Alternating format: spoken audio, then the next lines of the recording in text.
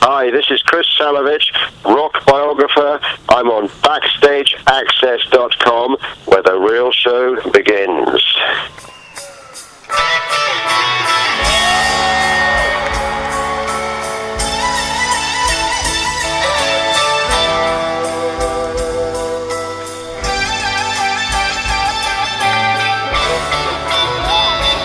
Hey, it's a real honor to be interviewing you today. How are you doing?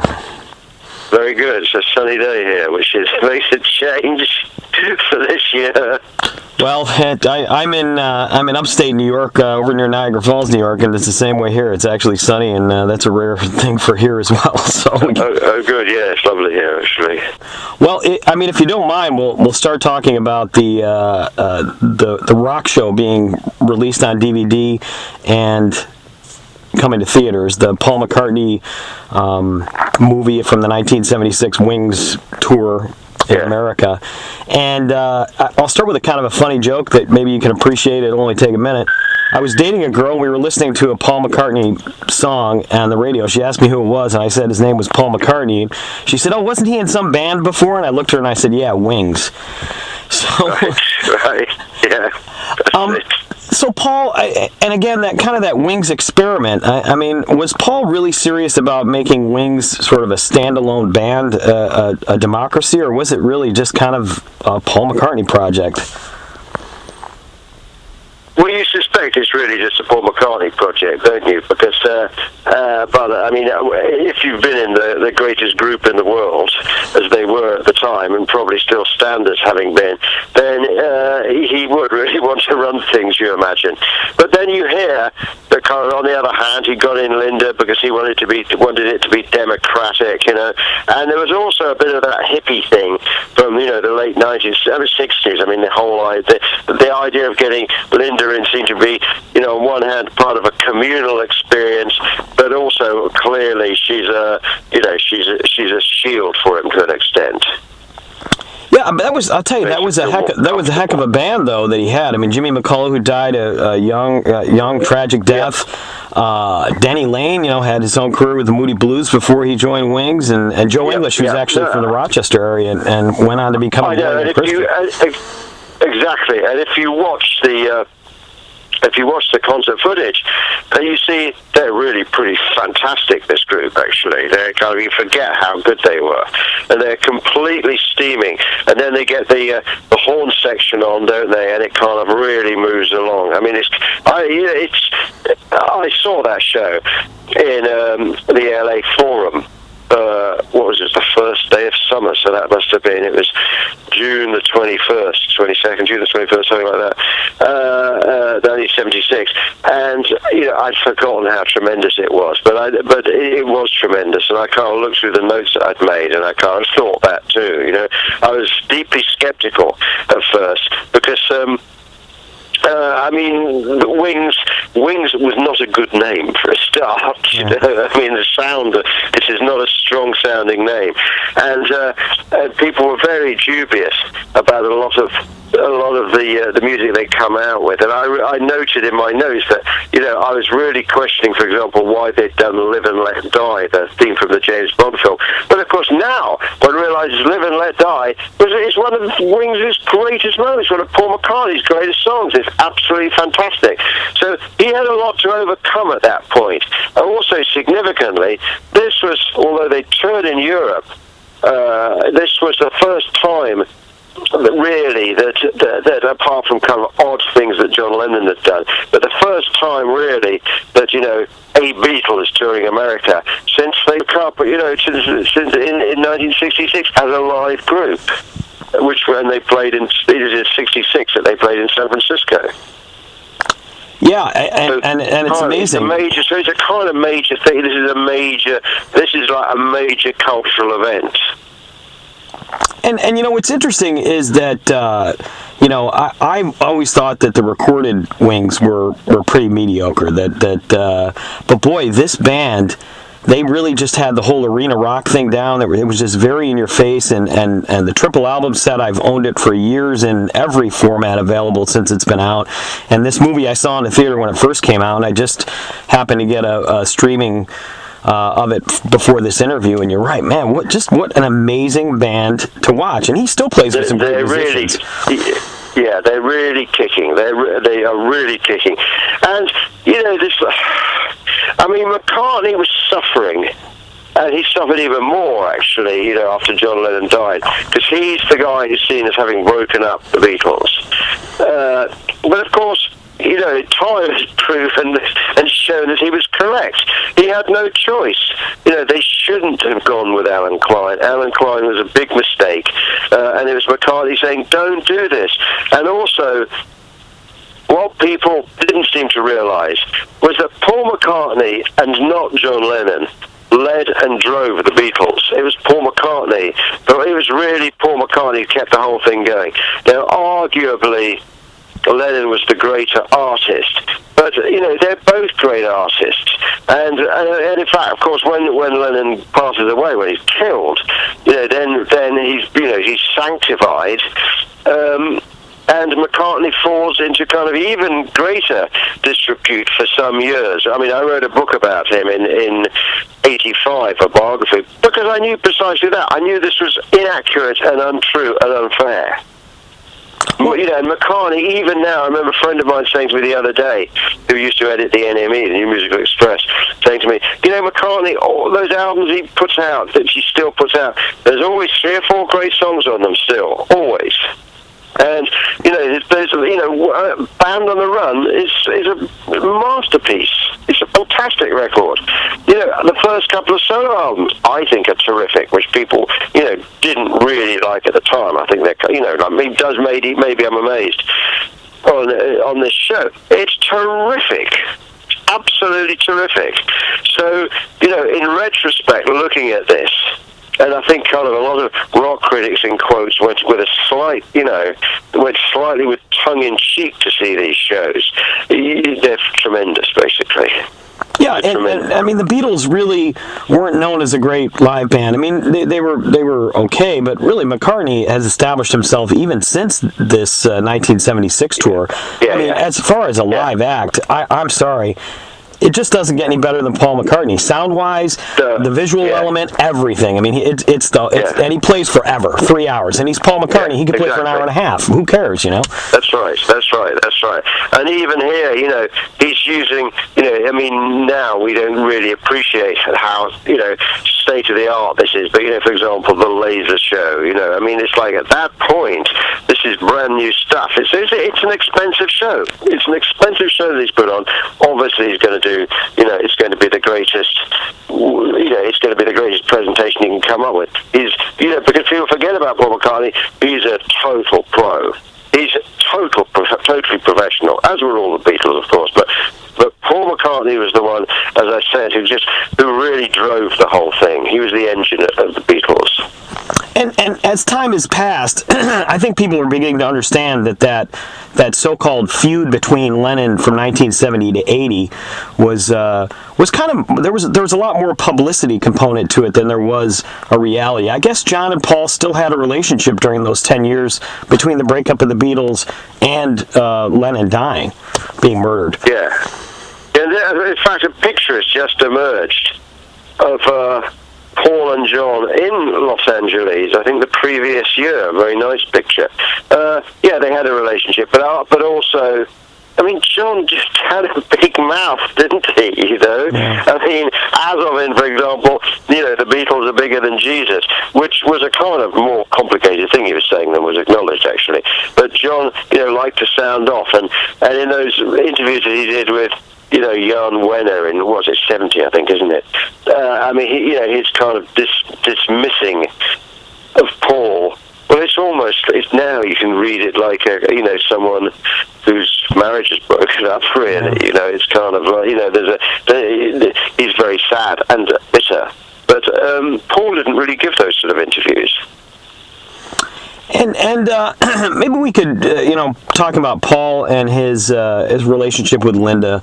And he obviously went on after Linda. We know the stories of the terrible marriage, and then more recent times things have settled down for him. But that chemistry on stage, Linda used to be criticized for her terrible background vocals, but I still think she was a very important component in that live performance, and really kind of gave him, I don't know, a different enthusiasm than he's had even since she's passed away. Yeah, she was very supportive and comforting, and she's actually fine. But of course, it's not just like Paul who broke up the Beatles; it's Linda who broke up the Beatles as well. Yoko seemed to kind of get away with it somehow, even though everyone knew that, everyone knew that in the sort of late '60s, she was difficult. I mean, Linda, to my knowledge, never went to Beatles recording sessions, but Yoko did, and she's very, very important. She's a very nice woman. She's an extremely nice woman, and sort of kept him going. She was very supportive, I think. I mean, Paul had been with a lot of women, more than John, and for some reason, he intuitively understood that Linda was the person he should be with. And are you surprised that in the year? I mean, Wings really, by the time that they kind of fizzled out, it was pretty much Paul, Linda, and Denny Lane. Yeah. Paul and Denny. I'm surprised Paul and Denny's musical relationship didn't really continue in any major way after the whole Wings project broke up. I mean, what was the situation with that? I don't. To be honest, I don't really know. You sense there's some sort of bitterness there. I believe that Denny Lane's had to sign confidentiality clauses. He'll never speak about anything that went on. You don't imagine too much probably did go on, But I really don't know. I'm sorry, I can't help you with that. And I was surprised at that too. But it seemed once you kind of. Maybe Denny Lane was burnt out by the whole process. You can imagine that Paul's pretty demanding. Yeah. Well, it's a hard shadow to stand in as well, I would imagine. Yeah, absolutely. Yeah, absolutely. You've got two other artists that you've done comprehensive biographies of, so we can touch on those, and then I'll try to wrap it up. First of all, The Clash. I believe you did a book on Joe Strummer. Yeah, I did Joe Strummer's biography. Yeah. Very, very complex person. I mean, did you know him well before he passed away? Yeah, I knew Joe well. I did know him well, and I kind of knew, I knew them all well, really. And I mean, I saw Mick and Paul last Sunday. I was hanging out with them at a wedding. Yeah, Joe's kind of great, but he's a complex kettle of fish. I mean, what are we going to get today? I mean, he's like, Joe's fantastic at, say, speaking up for, the impoverished workers of East Los Angeles, or the striking miners of Yorkshire in 1984. But he's not very good at bearing his own soul. He's like, but then again, of course, he can be staggeringly open when you least expect it. And I think that's like a lot of artists are like that, aren't they? What's going to come out, But yeah, Joe's a great man. Joe's a fantastic man. But he's he's not Saint Joe, which is how he's portrayed so often by his fans. Yeah, I mean, the relationship between with Joe and Mick in some ways is parallel to the Lennon and McCartney, but it was really Joe that kind of moved on and kept the band together. But Joe was definitely the artistic. Not a good version of the band. No. No, and Mick is. I mean, Mick's just an incredible vocalist, and boy, when he left the Clash, it was just. It really just didn't. It just ran out of steam. It was. Well, it was insane. I mean, Joe. The reason I call my Joe Strummer biography Redemption song is because, well, not only was it the last song that he did, which is with Johnny Cash, but the Bob Marley song, but really.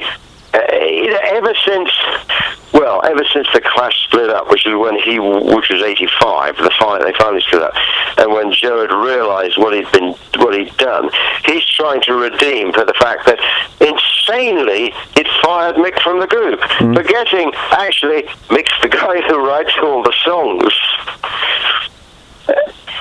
and it's kind of like.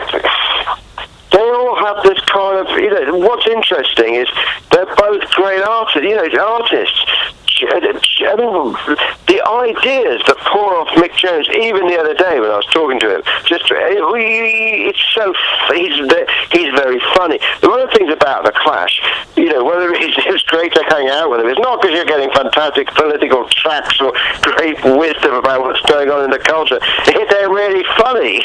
It's just a really good time. They're all really intelligent, all highly intelligent guys, and but they all really think it's all absurd at the same time. So so they're fantastically entertaining company. Yeah, and I'll tell you, Big Audio Dynamite put out some phenomenal material post-Clash. I mean, and Mick proved that he could live beyond the Clash, but still, there was just a combination and a magic between Joe and Mick that, oh man, I mean, even today when I throw on, just listen to London Calling the other day, and it just blows my mind how ahead of its time that stuff was. Of course. And I was I don't know where it was, someone on the internet, I just happened to notice this today, actually. Someone saying, how the Clash would have, they were the first kind of rock act into hip-hop. How they'd have, as I saw when they played Bonds in Times Square in New York, they'd have Grandmaster Flash supporting them, even though the audience didn't really appreciate that. Or they'd have, Futura 2000, the graffiti artist, on stage with them, painting graffiti murals behind them. They're really ahead of the game. They're always in touch with the new crest of the wave of the zeitgeist, always, and that's because they're in touch with themselves.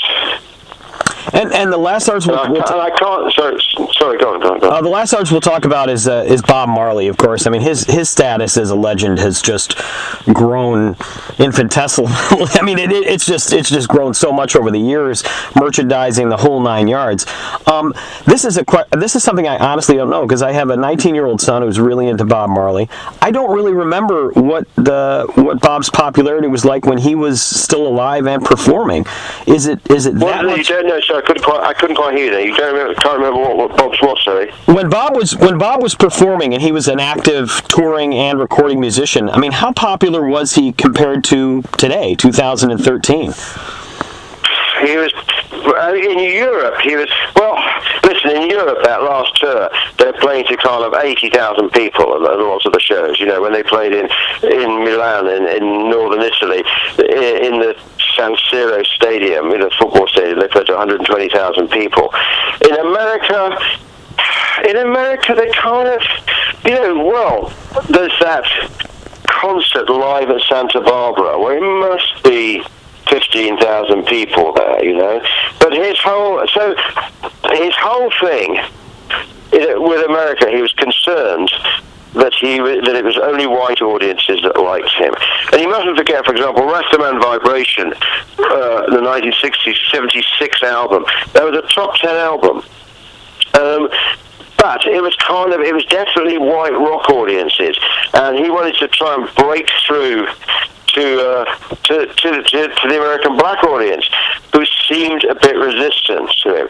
And even now, I'm told that American black people know Bob Marley, and someone's telling me that he has a black mother of his child, and her mother went to the house. She has the picture of Bob on the wall, but doesn't really know his music, but just knows what he stood for, sort of truth and rights, etc., and emancipation.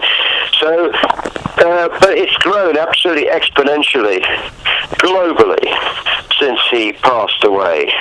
And, for example, you can go to China, and you don't hear Bruce Springsteen, but you hear Bob Marley. You can go to Africa, you can be in a tiny backwood jungle hamlet, and there'll be a huge mural of Bob Marley on a wall, so Bob Marley is probably the biggest artist in the world now. Yeah, and I mean, from what I understand, that wasn't even his intent by any stretch of the imagination. I think he'd be surprised, but rather pleased. All right. I've just been to Jamaica. I've just come back from Jamaica, actually. And again, he's like, Bob's image is just like, well, it's that kind of triptych of, Bob Marley, Marcus Garvey, and Haile Selassie that's kind of omnipresent. Well, Marcus Garvey, that's a name I don't hear kicked around in music circles very often, but pretty divisive historic character. No, I know. Another like Joe Strummer, Marcus Garvey's a complex kettle of fish. Yes, very much so. All right, well, hey, this has been an absolute pleasure. Thanks so much, and I'm very envious. I do a few interviews and some writing on the side, but you certainly are the real deal. You've put out a body of work that's amazing between your magazine writing career and your books and all that kind of stuff, and I'm sure there's a lot more to come. Well, great to talk to you, Tom. I hope there is. Yes. Okay. Fine, man. Good. Very good. Thank you very much indeed. Okay, thank you. Enjoy the sun in London. Yeah, I'm going to. Okay, thanks. Right, bye-bye. Bye.